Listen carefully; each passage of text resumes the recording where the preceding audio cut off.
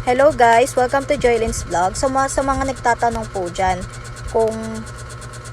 kung bakit hindi pa pumapasok yung commission nyo, may umorder na sa inyo. May umorder na sa inyo ng product. Bilang isang TikTok affiliate, may umorder na sa inyo ng product tapos hindi pa pumapasok yung commission sa inyo. So ganito yan guys. Before kasi pumasok sa inyo yan, bago pumasok sa inyo yung commission nyo, yan sa inyong mga TikTok account, is kailangan po na deliver na muna po ni Career yung items na in-order sa inyo na mga umorder sa inyo bilang isang TikTok affiliate. Kailangan muna makarating po yung in-order sa inyo ng mga buyers nyo. Kailangan mo nang ma-deliver sa kanila bago nyo makuha yung commission nyo. So ito yun guys, ipapakita ko sa inyo step by step. So, una guys, punta tayo sa ating TikTok account. Tapos, andito na ako sa aking TikTok account. Ngayon, pindutin ninyo etong may 3 dots sa taas. May tatlong line pala sa taas, sorry. Tapos, i-click ninyo next ang Creator Tools. Pagkatapos nyo maklik yan, punta kayo dito guys sa TikTok Shop for Creator.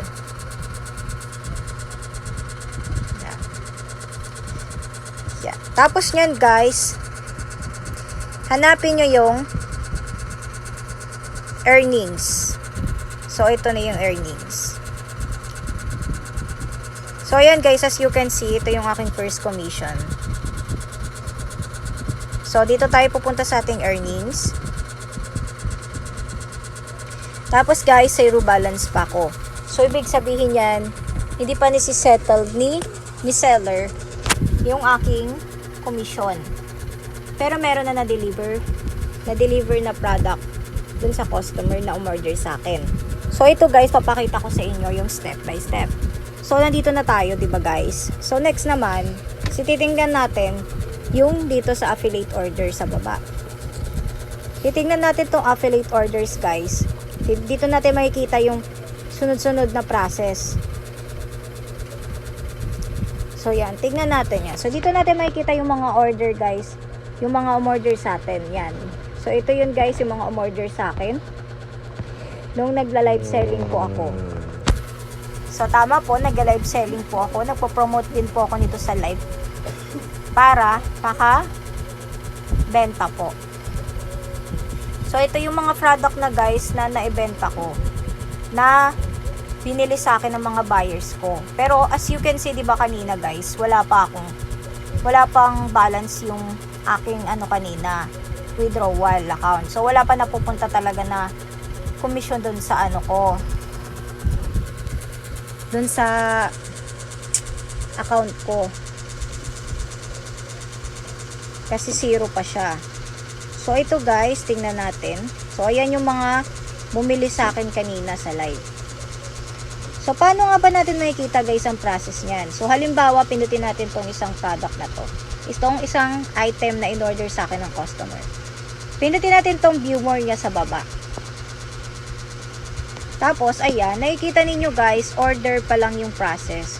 So, ibig sabihin, pinaprocess, naka-order pa lang yan doon. Hindi pa siya maaring nasi-ship ni seller. Kaya ordered pa lang yan siya. So, ganun yan guys. Hanggang sa next step niya is in transit na, delivered, tas yung settled. Yun na yung ibig sabihin na settled na ni seller yung inyong mga komisyon. So, ganito yan guys. Meron ako ditong product na deliver na siya guys. So, ipapakita ko sa inyo guys yung product na deliver na. So, dito tayo sa pending guys. Click natin tong pending para mas mabilis. So, dito sa pending guys, dito makikita yung pending pa lang guys. So, sa pinakababa. So, ito guys, tignan natin to yung view more. Itong product ko na ito na item. Tignan natin sa view more.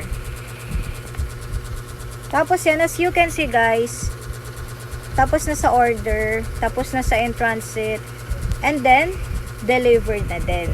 Check na yan. Ibig sabihin na deliver na yung item kay customer, sa mga umorder sa atin na deliver na ni seller.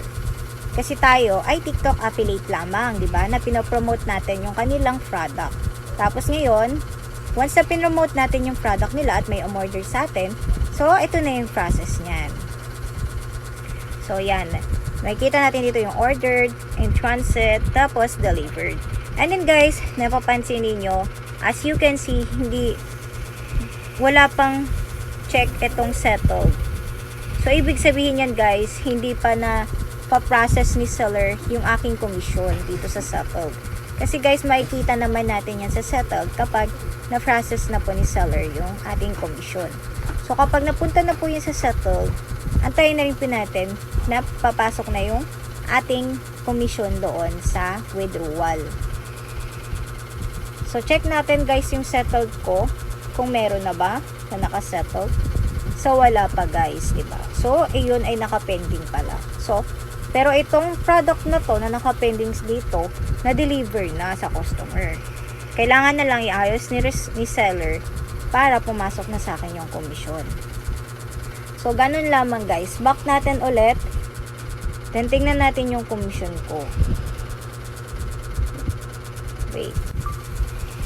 So, ito guys, as you can see, diba? Yung available balance ko is 0 pa siya. So, ibig sabihin, hindi pa nakasettled yung commission ko, hindi pa nasisettled o naaayos ni seller sa akin. Kaya, wala pang pumapasok dito sa aking available balance na commission. Pero, na-deliver na po yung item sa customer na umorder sa akin. So, I hope guys na itong video ko ay nakatulong sa inyo. Bilang isang TikTok affiliate na nagtataka pa kung bakit wala pang pumapasok na commission sa inyo. So, ganun din po sa akin guys, wala pang pumapasok na commission. Kasi, news affiliate her lang din po ako ngayon. So, I hope guys na nakatulong itong video ko para sa inyo. So, guys, don't forget to follow this on my TikTok na rin guys. Na Randall and Business Store. Dito guys, don't forget to follow this my account. And then guys, don't forget to subscribe this my channel na rin dito sa aking YouTube channel.